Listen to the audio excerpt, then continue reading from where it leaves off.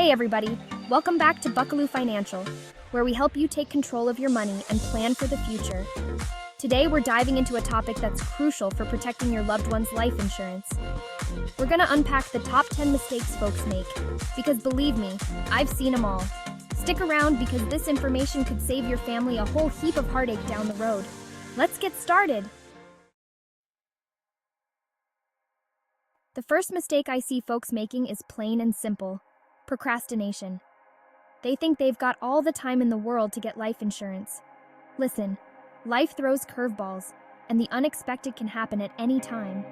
Waiting only makes it more expensive, and you risk leaving your family in a bind if something were to happen to you. Get on it now while you're young and healthy.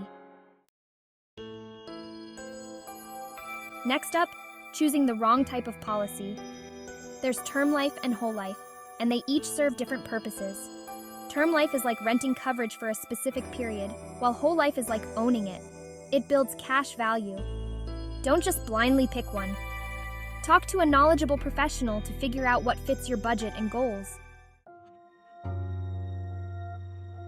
Mistake number 3 is underestimating how much coverage you actually need. This ain't the time to be cheap. Think about your income, your debts, your kids' college funds, everything your family depends on. Make sure your policy will cover those expenses if you're not around. Life changes, am I right? You get married, have kids, buy a house. All these milestones impact your life insurance needs. That's why it's crucial to review your policies regularly, at least once a year, to make sure they still align with your current situation. Employer-provided life insurance is a nice perk, but don't fall into the trap of thinking it's enough. What happens if you switch jobs? That coverage might not follow you. It's smart to have your own personal policy that's separate from your employer.